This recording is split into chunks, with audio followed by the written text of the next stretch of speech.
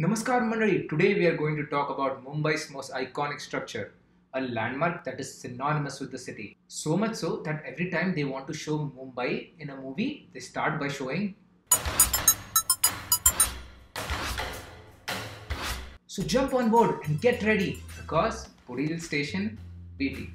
Oh, sorry, I mean Puri Hill Station CST. काय? CST नाही परत नाव बदललं हटती छान आहे.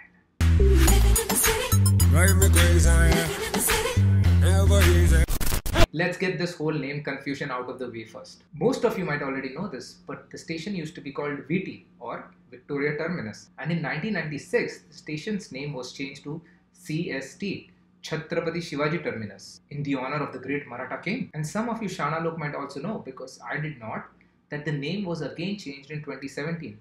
It is now called CSMT, Chhatrapati Shivaji Maharaj Terminus. It is ridiculous. How could you forget to put Maharaj when you first changed the name? Shah.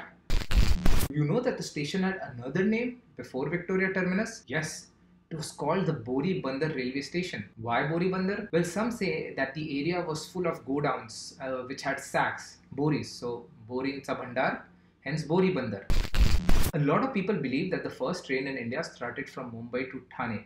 This is not true. Trains were already present in India during those days, but they were malgadis, trains for goods, not for people. The first passenger train definitely started in Bombay. It made its maiden journey from Bori Bandar railway station to Thane station. And as I have mentioned in my previous videos, Nana Shankar Sheth and Jijaboy were honored guests on the train.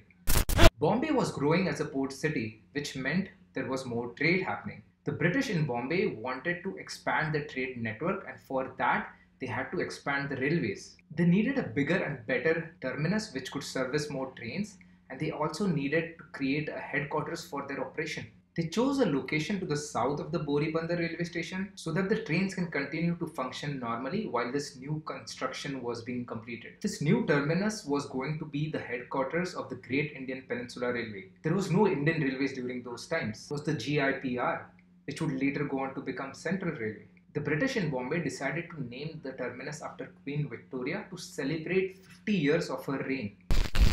When Victoria Terminus was opened for public, it was a momentous occasion for the city. The terminus in real sense was the first public building in Bombay. There were definitely other buildings like colleges, courts and corporation buildings, but you had to be a student, lawyer or a government official to enter them. Victoria Terminus, however, welcomed everyone. Terminus was an outstanding example of fusion of two cultures. The British architects had worked closely with Indian craftsmen to include Indian traditions and idioms all over the building, forging a new style unique to Bombay. The terminus also has a museum which I highly recommend you should visit if you are in the area and have some time.